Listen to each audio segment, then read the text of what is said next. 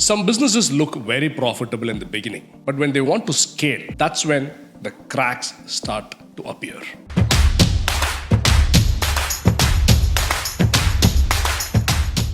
Some of the businesses, they look very attractive and profitable when they are small. They only to realize later that when they try to scale to a bigger size, to a bigger geography, the cracks start widening and the weaknesses start showing. I'll tell you, there are 5 traps that a business owner, a founder should not get trapped into so that they can avoid this scalability problem. Trap 1. Never be dependent on one particular employee or one particular set of employees. Initially, their support will be there, the success comes, but you cannot scale. You cannot replicate the same model without these employees in different geographies, different branches, different sizes. Never be over-reliant on a set of employees. Scaling is not possible. Trap 2. You should know how much it costs to scale 2x, 3x, to do another branch, to expand to another geography. The initial success has given you the confidence, but scalability, if it is too expensive, then that's a trap that you will get into because you cannot keep infusing capex for every single expansion. Trap 3. The overconfidence of seeing success in a small market. Any small market success need not guarantee success in a huge market as well. Assuming you're selling traditional clothes in a small town, that place, people are used to wearing that traditional type of attire. You move to bigger geographies, bigger cities, other places with different cultures. The same kind of apparel is not being used there. Success is not going to come there. So never assume that one small success can be replicated in all the markets. Trap 4.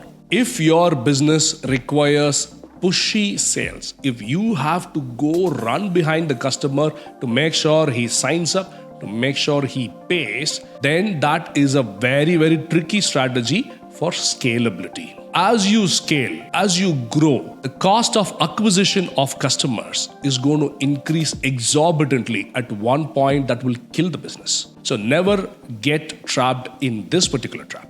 Trap 5. If your business requires you to educate the market, then you have a very, very tricky situation. Huge corporates with deep pockets can educate something to the customer, a new product, a new concept. Okay. For example, in a market where people are used to drinking tap water, you bring in a concept called a bottled mineral infused water.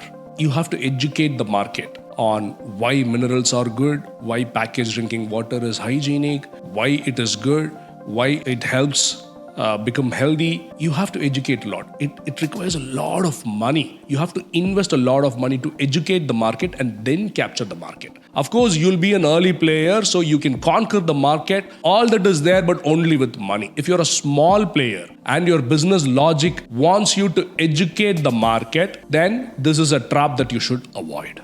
For example, most of you might remember, when cell phones were introduced in our market, it was a new product. We were not used to using cell phones. We've heard about pages, not many people use that as well. We've had landlines at home. So for somebody to come and conquer the market, they had to infuse a lot of money into it.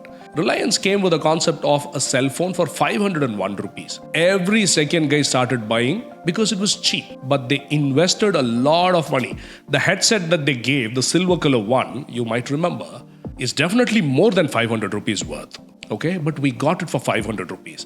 They penetrated into the market. Everybody became a cell phone user. If you have such a capital, if you have so much of money to invest to educate the market, yes, then go ahead. If you do not, if you're a small player and if your business expects you to educate the market with a new culture, with a new model, then stay away from that trap. A real business is not the one that survives only when it is small. It is the one that survives even during scaling and after scaling. Many founders think early traction is a sign of success. But the real validation happens only when the business grows without exploding the costs.